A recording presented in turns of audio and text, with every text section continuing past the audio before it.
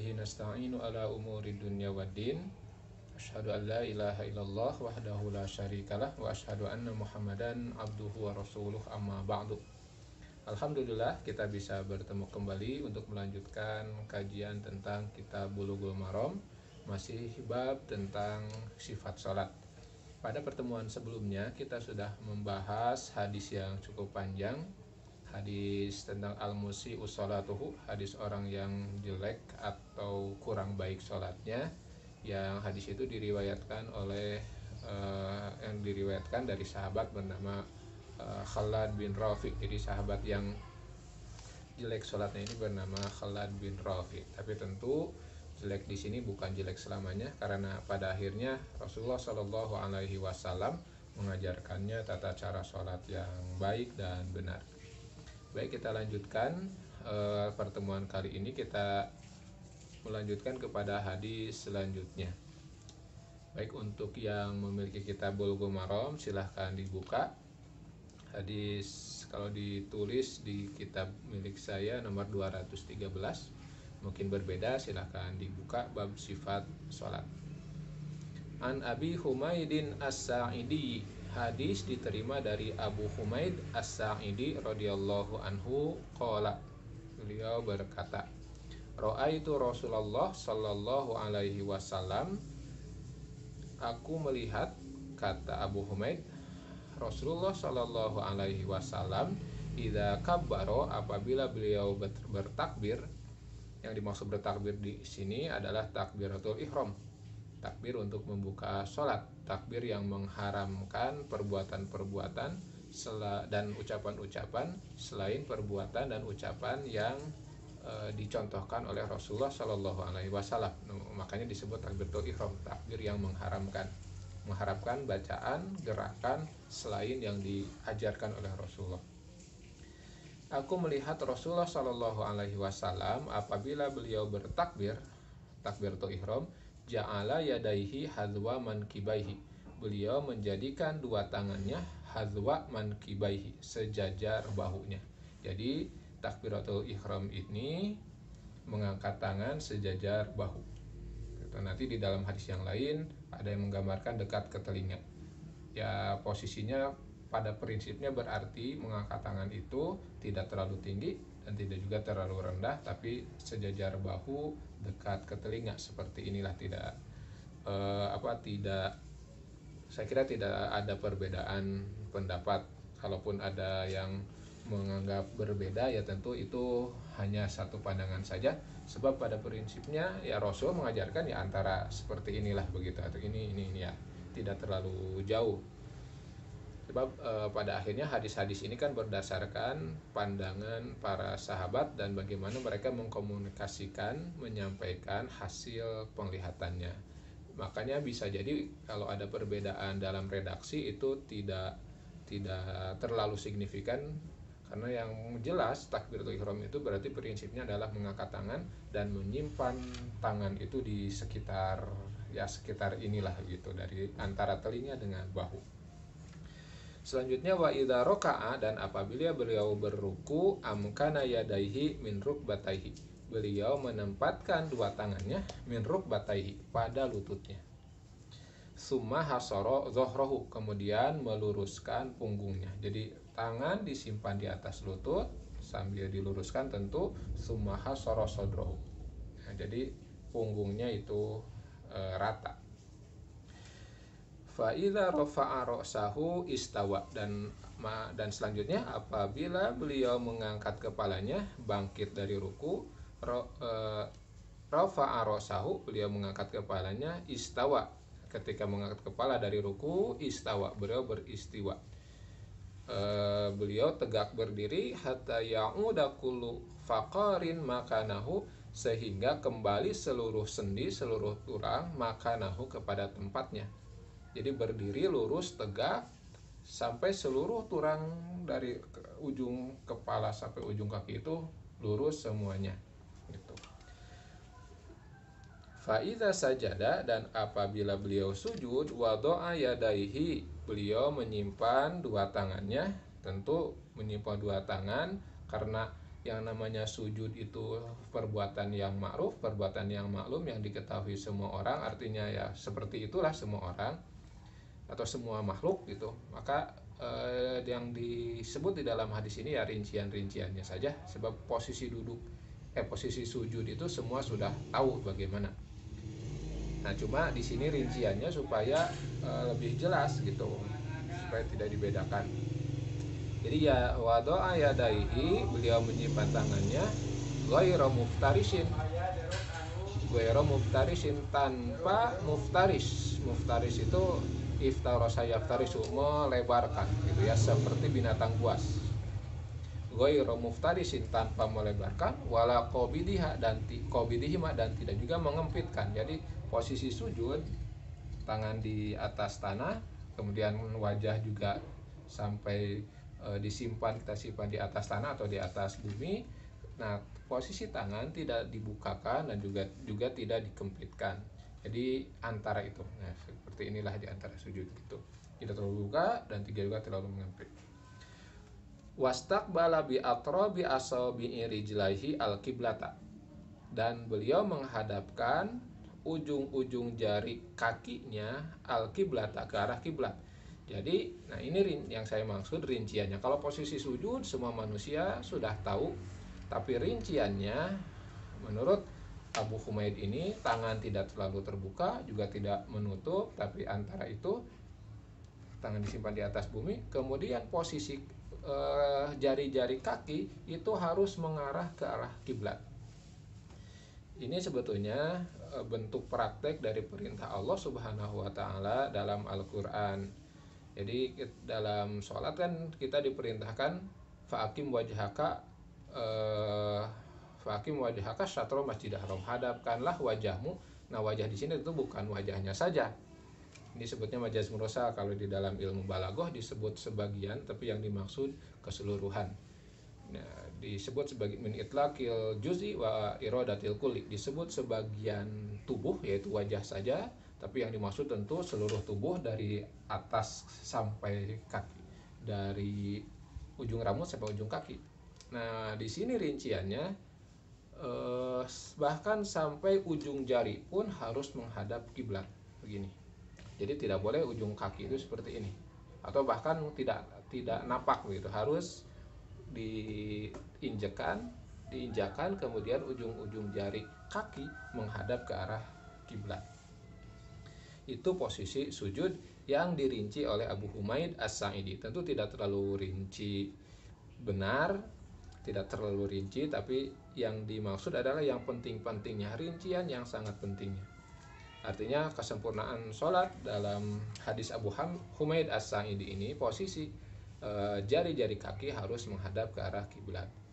Wa idza jalasa fir raq'ataini, dan apabila beliau duduk fir raq'ataini, ini dalam 2 rakaat. Nah, maksudnya duduk duduk tahiyat awal firrokata ini ya, jadi pada rakaat kedua maksudnya duduk tahiyat awal kalau dalam sholat yang 2 rakaat yang ada tahiyat awalnya. Nah, jadi apabila duduk di tahiyat awal, jalasa ala rijlihil yusro, beliau duduk di atas kaki kirinya. Jadi kaki kiri beliau Rasulullah itu diduduki. Wana sobayumna, sedangkan kaki kanannya ditegakkan. Itu. Jadi kaki kiri diduduki, kaki kanan ditegakkan. Nah, kadang-kadang ada di antara kita yang kakinya ngampar atau bahkan diduduki dua-duanya. Jadi dilipatkan, dijalinkan begini kemudian diduduki. Nah, dalam hadis ini posisi kaki dalam tahiyat awal itu posisi kanan harus tegak begini. Bahkan kalau dalam keterangan yang lain jadi kaki kanan ini masih dalam posisi seperti kaki saat sujud. Jari-jarinya menghadap ke arah kiblat, kaki kiri ngampar kemudian duduk di situ. Nah, itu duduk di tahiyat awal. Wa idza jalasa fi raqatil akhirah, sedangkan apabila beliau duduk di rakaat terakhir, qaddama rijlahu yusra. Nah, beliau mengedepankan kaki kiri. Maksudnya bukan selonjoran, tapi masih dalam posisi tadi, posisi duduk, tapi kaki kirinya dikedepankan sehingga tidak diduduki. Wa nasobal ukhra, kaki kanan tetap tegak. Wako ada ala maq'adatihi, dan beliau duduk di atas pantatnya. Jadi kalau tadi rakaat awal, tahiyat awal, kaki kiri diduduki, kaki kanan tegak. Nah, kalau dalam tahiyat akhir kaki kanan tegak, kaki kiri dikedepankan, maka pantat duduk di atas tanah. Akhrajahul Bukhari, hadis riwayat Imam Bukhari. Nah, artinya dalam hadis ini kita bisa mendapatkan tambahan rincian dari hadis yang sudah dijelaskan dalam hadis sebelumnya, yang mana kalau dalam hadis sebelumnya penekanannya ada pada tumakninah dalam sholat. Jadi sholat itu harus tumakninah, tidak boleh tergesa-gesa, harus sempurna gerakan, harus sempurna bacaan. Nah, dalam hadis ini lebih ditegaskan lagi, lebih dirinci lagi sebagiannya mana saja yang harus oleh kita dilaksanakan. Seperti tadi misalnya kalau di hadis sebelumnya posisi tangan kita ketika takbir tidak dijelaskan. Nah, kalau di sini dijelaskan harus sejajar bahu atau ya sejajar bahu segini. Kemudian ketika ruku tangan di atas lutut, punggung diluruskan, kemudian bangkit dari ruku tegak sampai semua tulang kembali. Nah, ini menjelaskan di hadis sebelumnya yang mengharuskan tumaninah ketika i'tidal. I'tidal itu harus tumaninah, harus tenang, tentram, tidak boleh terburu-buru. Nah, tambahan dalam hadis ini harus tegak dan seluruh sendi, seluruh tulang kembali kepada tempatnya. Kemudian kalau sujud, tangannya tidak terlalu terbuka, juga tidak terlalu mengempit, tapi di antara itu. Dan jari-jari kaki menghadap ke arah kiblat. Kemudian posisi duduk, apabila di tahiyat awal kaki kiri diduduki, kaki kanan tegak gitu ya, dan jari-jarinya menghadap ke arah kiblat. Sedangkan di tahiyat akhir posisi kaki kiri itu dikedepankan sedikit sehingga beliau duduk tidak di kakinya tetapi duduk di atas bumi. Akhrajahul Bukhari, hadis riwayat Imam Bukhari. Baik, kita lanjutkan hadis selanjutnya. Ini terkait dengan bacaan yang Rasulullah Shallallahu Alaihi Wasallam baca di rakaat dalam sholatnya. Wa an Ali bin Abi Thalib, dari Ali bin Abi Thalib radhiyallahu anhu, an Rasulillah Shallallahu Alaihi Wasallam, dari Rasulullah Shallallahu Alaihi Wasallam, kana idza qama ila sholati, keadaan beliau apabila berdiri ila sholat, untuk sholat, berdiri dalam sholat, qala, beliau membaca wajjahtu wajhiya lilladzi fataras samawati wal ardi ila qaulihi minal muslimin Allahumma antal maliku la ilaha illa anta rabbi wa ana abduka ila akhirih, rawahu Muslim. Wa fi riwayatin lahu inna dzalika fi sholatil laili. Jadi menurut Ali bin Abi Thalib, Rasulullah Shallallahu Alaihi Wasallam apabila beliau berdiri dalam sholat, beliau membaca bacaan wajah tu wajhiyah dan seterusnya. Ini tentu maksudnya adalah bacaan bacaan dalam bahasa kita disebutnya bacaan iftitah, bacaan sebelum masuk ke surat Al-Fatihah. Sebab di hadis yang dibahas sebelumnya disebutkan kita atau salah satu yang wajib dalam sholat itu adalah membaca ayat-ayat Al-Quran yang kita hafal. Yang dimaksud dalam penjelasan para ulama adalah surat Al-Fatihah. Nah, ini bacaan sebelum bacaan surat Al-Fatihah. Apa yang dibaca? Salah satunya wajjahtu wajhiya lilladzi fataras samawati wal ard hanifan muslima wa ma ana minal musyrikin. Nah, dan seterusnya. Ini bisa rekan-rekan atau teman-teman temukan dalam panduan sholat. Tapi kalau mau dirinci juga ya seperti tadi, wajjahtu wajhiya lilladzi fataras samawati wal ard hanifan muslima wa ma ana minal musyrikin inna sholati wa nusuki wa mahyaya wa mamati lillahi rabbil alamin la syarika lahu wa ana minal muslimin. Antal maliku la ilaha illa anta rabbi wa ana abduka zalamtu nafsi faghfirli dzunubi jami'an la yaghfiru dzunuba illa anta ihdini li ahsanil akhlaqi isrif anni sayyi'aha labbaika wa sa'daika wal khairu kulluhu fi yadaika wasyarru laisa ilaika tabarakta wa ta'alaita astagfiruka wa atubu ilaik. Nah, itu rincian bacaannya memang cukup panjang, tapi di hadis ini intinya bahwa bacaan itulah yang dibaca. Nah, di akhir hadis disebutkan bahwa dalam riwayat yang lain, inna dzalika fi sholati laili, bacaan ini Rasulullah baca atau disaksikan oleh Ali, Rasul membacanya pada sholat malam. Nah, tapi tentu yang namanya bacaan sholat itu ya sama. Artinya ini pilihan, bukan taksis, bukan pengkhususan hanya di sholat malam, tetapi apabila dicontohkan di satu sholat berarti ya berlaku untuk semua sholat, bukan hanya sholat malam saja. Baik, kita lanjutkan hadis selanjutnya. An Abi Hurairah radhiyallahu anhu qala, hadis dari Abu Hurairah radhiyallahu anhu, beliau berkata, kana Rasulullah sallallahu alaihi wasallam, keadaan Rasulullah sallallahu alaihi wasallam, idza kabbara lis-sholati, apabila beliau takbir untuk salat. Nah, maksudnya takbiratul ihram untuk salat. Jadi apabila beliau melaksanakan takbiratul ihram, sakata hunaihatan. Jadi sesudah takbir Allahu Akbar, sakata hunaihatan, beliau diam sejenak, qabla an yaqra'a, sebelum membaca apa? Membaca surat maksudnya. Jadi beliau diam sejenak sebelum membaca surat. Fasa'atuhu, maka kata Abu Hurairah, aku bertanya kepada beliau. Faqala, yang dimaksud bertanya di sini apa yang beliau baca di waktu diam sejenak itu. Faqala, maka beliau Rasulullah menjawab, aku membaca, Allahumma ba'id baini wa baina khotoyaya kama ba'adta bainal masyriqi wal maghrib. Allahumma naqini min khotoyaya kama yunaqqas thawbul abyanu minad danas. Allahumma gsilni min khotoyaya bil ma'i wassalji wal barodi. Muttafaqun alaih. Nah, jadi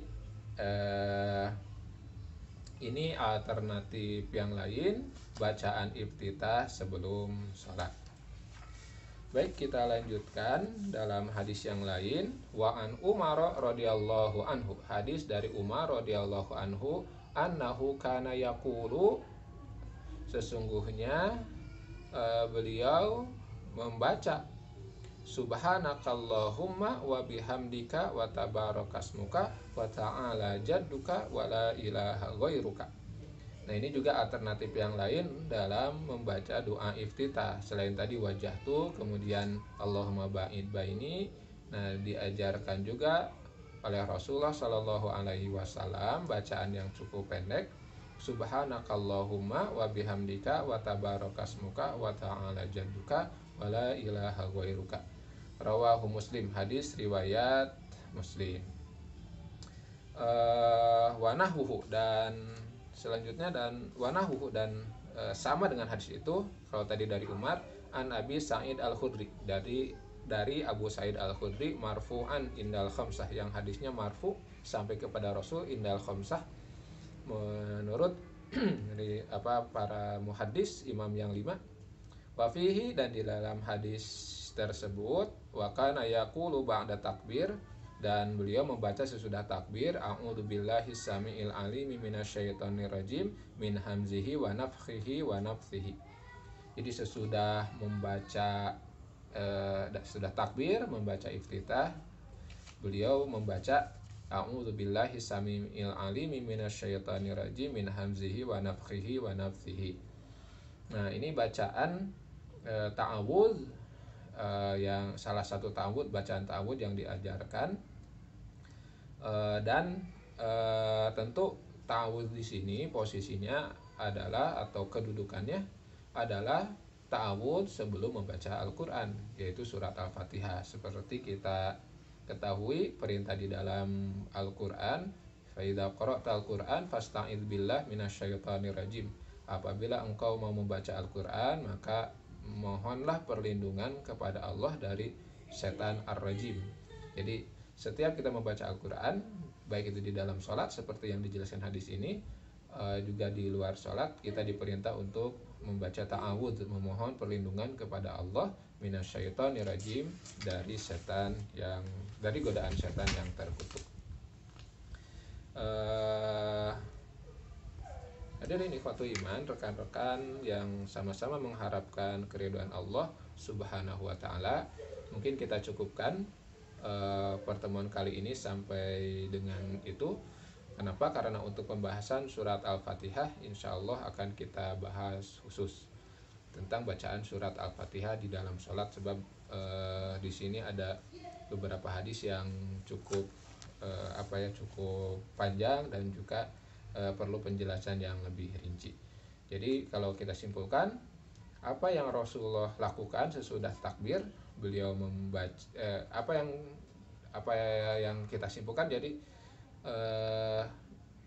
dari pertemuan ini kita bisa menyimpulkan Rasulullah mengangkat tangan sejajar bahu, kemudian posisi ruku, kemudian posisi sujud, itu sudah Rasul contohkan. Dan sesudah takbir itu beliau membaca Fatihah dengan alternatif-alternatif yang Rasul ajarkan kepada para sahabat, dan kita boleh membaca baik salah satunya ataupun dua ataupun seluruhnya sebelum sholat.